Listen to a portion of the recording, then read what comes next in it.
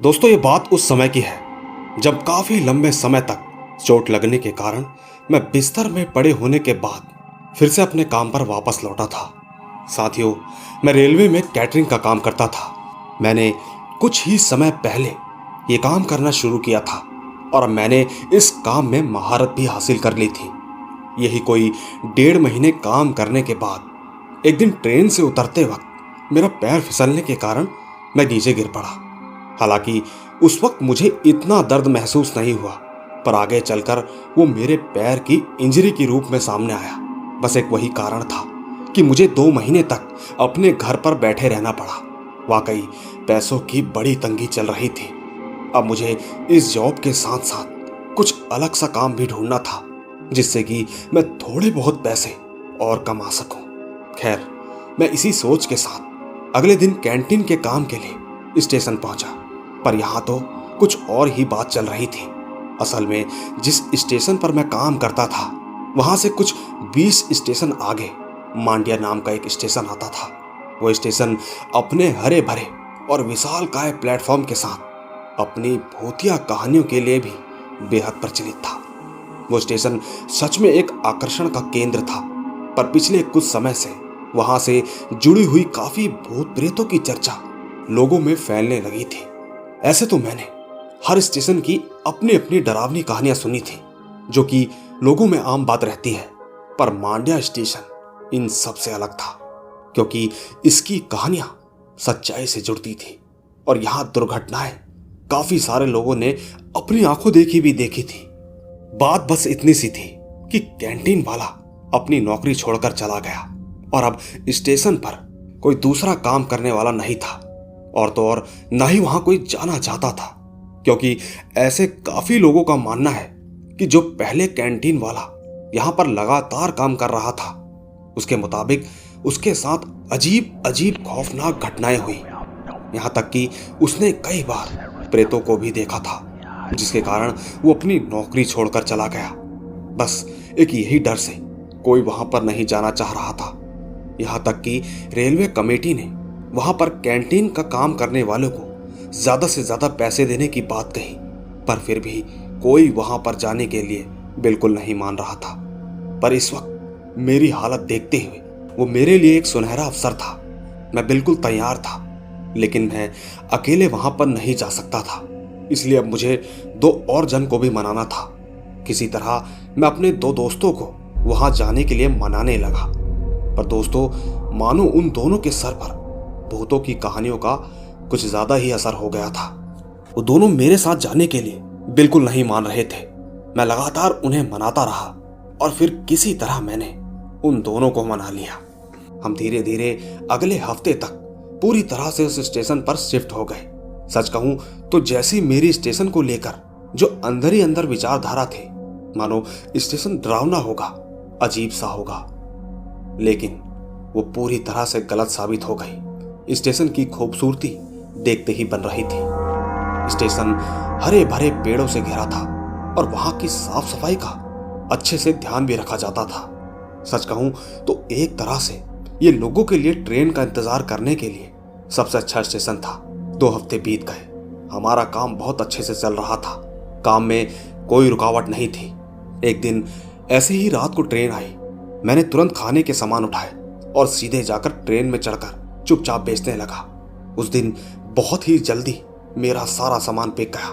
मैं तुरंत ट्रेन से उतरकर कैंटीन की तरफ जाने लगा ताकि और सामान ले सकूं। दोस्तों, मैं जैसे ही कैंटीन में पहुंचा तो मैंने पाया कि कैंटीन में लाइट नहीं जल रही है। सच कहूं तो यह बिल्कुल संभव नहीं था कि वहां लाइट चली जाए, पर मुझे लगा कि शायद बल्ब खराब हो गई होगी। मुझे कैंटीन के अंदर अंधेरे में किसी के काम करने की आवाज आ रही थी। मुझे लगा मेरा दोस्त प्रीतम वहां काम कर रहा है। मैंने आवाज देकर कहा कि प्रीतम, जरा खाने की ट्रे पकड़ाओ, मेरी पहले वाली खत्म हो गई है। मेरा इतना बोलते ही प्रीतम उठकर आया और ट्रे मेरे हाथों में दे दिया। दोस्तों, इतने अंधेरे में मैं उसका चेहरा नहीं देख पाया, पर हाँ, उसका हाथ पूरी तरह से सफेद था। उसने कैंटीन के अंदर से ही मुझे सामान पकड़ा दिया और वो फिर से काम पर लग गया। मुझे लगा शायद प्रीतम आटे से कुछ बना रहा होगा, इसीलिए उसके हाथ सफेद होंगे। यही सोचता हुआ मैं फिर से जाकर अपने काम में लग गया। थोड़े समय बाद फिर से मेरे सारे सामान बिक गए। मैं तुरंत फिर से कैंटीन की तरफ सामान लेने गया। मैंने पाया कि प्रीतम अब भी काम कर रहा है। मैंने एक बार उसको दोबारा दूसरा ट्रे पकड़ने को कहा, लेकिन इस बार शायद उसने मेरी बात नहीं सुनी। मैंने फिर से जोर से आवाज दी, पर इस बार भी उसकी तरफ से कोई प्रतिक्रिया नहीं आई। मुझे लगा कि शायद वो जानबूझकर मुझे नजरअंदाज कर रहा है, इसीलिए मैं खुद कैंटीन के अंदर जाकर देखने लगा। और जब तक मैं कैंटीन के अंदर गया, वहीं दूसरे दरवाजे से प्रीतम बाहर निकल गया। मैंने उसे तुरंत रुकने के लिए कहा, पर वो बिल्कुल नहीं रुका। मैं उसके पीछे जाने लगा कि तभी मेरे दूसरे दोस्त कमलेश ने मुझे पीछे से आवाज लगाई। वो मुझसे कुछ सामान लाने को कह रहा था। मैंने तुरंत उस सामान को उठाया और कमलेश के पास गया। पास पहुंचकर मैंने सोचा कि प्रीतम की ये बात कमलेश को बताता हूं, क्योंकि मुझे कुछ अजीब सा लगा। पर जब तक मैं ये बात कमलेश को बताता कि वहीं सामने से जहां ट्रेन रुकी थी, ट्रेन के अंदर से प्रीतम खाने की ट्रे लेकर चुपचाप बाहर आ रहा था। मैंने प्रीतम के आते ही उससे सीधा यही सवाल किया कि तुम तो दूसरी तरफ गए थे, तब ट्रेन से कैसे बाहर आ गए? उसने कहा, मैं इतने समय से ट्रेन के अंदर ही हूं। आज का दिन खराब था, ज्यादा कुछ नहीं बिका। मैंने उससे कहा कि मजाक बंद करो, तुम कैंटीन में थे और जब मैंने ट्रे देने के लिए कहा तो तुमने नहीं दी। प्रीतम बोल पड़ा, नहीं, मैं एक बार भी नहीं गया। जैसे ही ट्रेन रुकी थी, तुम्हारे ट्रेन के अंदर जाने के बाद मैं भी सामान लेकर पीछे आया था। उसी समय से मैं ट्रेन के अंदर ही हूँ। ये देखो, मेरा सामान भी नहीं बिका है। अगर ट्रे खाली होता तब मैं कैंटीन जाता ना, पर किस्मत खराब, कोई ले ही नहीं रहा था। दोस्तों, मुझे ये बात सही लगी। मैं सोच ही रहा था कि तब वो आदमी कौन होगा जो कैंटीन में काम कर रहा था, क्योंकि हम 3 लोग ही इस कैंटीन को संभालते थे और प्रीतम के हाथ पर कोई सफेद निशान भी नहीं था। इससे मुझे साफ साफ दिख रहा था कि वो आदमी मेरा दोस्त नहीं था, वो कोई और था। मैं यही सोचता हुआ बहुत गहरी सोच में पड़ गया था। मेरे ऐसे हाव भाव देखकर मेरे दोस्तों ने मुझसे पूछा कि तुम इतना परेशान क्यों लग रहे हो? और जब मैंने अपनी परेशानी का कारण बताया तो वो लोग भी सुनकर हैरान हो गए कि कोई हमारी अनुपस्थिति में कैंटीन के अंदर था। इसी बीच कमलेश ने कहा कि उसे कैंटीन से अजीब सी आवाज भी आ रही थी। साथियों, ये सब बात करने के बाद हम तीनों थोड़ा सा घबरा गए, क्योंकि काफी संभावना थी कि जो कहानियां स्टेशन को भूतिया दर्शाती थी, कहीं वो सच में सच तो नहीं। इसके बाद हम तीनों एक साथ कैंटीन की तरफ गए ताकि ये देख सकें कि वो आदमी अभी भी है कि नहीं। हम पहुंचे ही थे कि कैंटीन की लाइट फिर से वापस आ गई। साथ ही कैंटीन का दूसरा दरवाजा पीछे की तरफ खुला हुआ था, जबकि वो ज्यादातर बंद ही रहता था। हम तीनों ने उस दरवाजे से बाहर जाकर देखा तो एक आदमी सीधे सीधे चले जा रहा था। हमें ऐसी संभावना थी कि शायद ये वही आदमी था। मैं तुरंत उस आदमी के पीछे जाने लगा कि तभी मेरे दोस्त ने कहा, जाने दे, कोई पागल होगा, कुछ तुझे हो ना जाए, कहीं तुझे कुछ ना हो जाए। मैं तुरंत थोड़े समय सोचकर फिर से वापस मुड़ गया और अपने दोस्तों के साथ कैंटीन की तरफ बढ़ गया। पर मेरी इच्छा हुई, इसीलिए मैंने पीछे मुड़कर देखा। मैंने पाया कि वो आदमी अपने हाथ पीछे की तरफ करके आगे बढ़ रहा है और उसका हाथ पूरी तरह सफेद था। वो धीरे धीरे चलते चलते अंधेरे में कहीं गायब सा हो गया। इसके बाद हम तीनों आपस में बातें करने लगे। समय बीतता गया और रात हो गई। सोते वक्त मुझे एक अजीब सा सपना आया। मैंने सपने में देखा कि मैं उसी आदमी का पीछा कर रहा हूं। मैं चलता रहा। मुझे एक रोशनी सी दिखाई दी। मुझे दिखा कि उस आदमी के हाथ ही सफेद नहीं थे, बल्कि उसका पूरा शरीर, उसका पूरा चेहरा सफेद पड़ा हुआ था। उसके पूरे शरीर पर बड़ी बड़ी चोटों के निशान थे। देखकर ऐसा लगता था कि जैसे किसी बड़े वाहन ने उसका एक्सीडेंट किया हो। सच कहूं तो ये सब देखकर मैं बहुत डर गया। मैं पीछे मुड़कर भागने लगा, पर तभी वो आदमी पीछे मुड़ा और अपना हाथ बढ़ाया। उसका हाथ सीधे आकर मेरे कंधे के ऊपर टिक गया। वो मुझे पीछे की तरफ खींचने लगा। उस समय मैं इतना डर गया था कि मेरे मुंह से एक आवाज तक नहीं निकल रही थी। इसी बीच अचानक से मेरी आंख खुल गई। मैं हांफते हुए उठा और अपने दोस्तों की तरफ देखने लगा। मेरे दोस्त मेरे दाएं में सो रहे थे और मैं अभी भी कैंटीन रूम में लेटा हुआ था। बस ये देखकर मेरी जान में जान आई। मैंने सोचा कि ये बात अपने दोस्तों को बता दूं, पर मुझे एक शंका थी कि अगर मैंने इन दोनों को कुछ बताया तो पक्का ये जानकर डर जाएंगे, फिर मुझे अकेले ही यहाँ पर काम करना होगा। वैसे भी मैंने बहुत मुश्किलों से दोनों को यहाँ पर काम करने के लिए मनाया था, बस इसीलिए मुझे ये बात अपने तक ही रखना ठीक लगा। ऐसे ही आगे 2 हफ्ते बीत गए, पर मुझे समझ आ रहा था कि ये स्टेशन जितना सामान्य नजर आ रहा है उतना है नहीं। मुझे ऐसा लग रहा था कि इनकी कहानियां सच में सच्ची हैं, क्योंकि उस दिन के बाद भी मेरे साथ कई अजीब घटना हुई। साथ ही ये सब सिर्फ मैं ही महसूस नहीं कर रहा था, बल्कि मेरे दोस्तों के साथ भी कुछ तो 1-2 बार अजीब हुआ था। जिसमें एक दिन कमलेश जब रात को पानी भरने के लिए स्टेशन के नल के पास गया तो उसने पाया कि नल नहीं चल रहा है, जो कि काफी असामान्य बात थी। पर अब दूसरा नल सीधे स्टेशन से सबसे आगे की तरफ था और स्टेशन की लंबाई भी कोई छोटी नहीं थी। पर क्या करे, कमलेश पानी भरने के लिए सबसे आगे वाले हिस्से की तरफ गया। वहां पर पानी एकदम अच्छे तरीके से आ रहा था। पानी भर के जैसे ही कमलेश लौट रहा था कि तभी पीछे से उसे एक आदमी ने आवाज लगाई। उसने कहा कि बेटा थोड़ा पानी पिला दो। कमलेश थोड़ा सफर तय कर चुका था, इसीलिए उसने चाचा से कहा कि आप वहां नल से आराम से पानी पी लीजिए। इतना कहकर वो आगे की तरफ चलता रहा, लेकिन वो आदमी गुस्सा हो गया। वो आदमी अजीब तरीके से कमलेश को घूरने लगा। दोस्तों, इसमें अजीब बात तो ये थी कि जब वो आदमी कमलेश की तरफ देख रहा था तो उसके चेहरे के भाव मानो जैसे बदलते जा रहे थे। ये देखकर कमलेश डर गया। उसने अपना चेहरा फिराया और सीधा आगे की तरफ चलने लगा। थोड़ी दूर जाने के बाद कमलेश को पानी गिरने की आवाज आने लगी।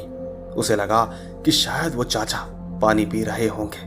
उसने एक बार मुड़कर देखा तो पाया कि वहां कोई नहीं था। मानो एक पल में वो वहां से गायब हो गया।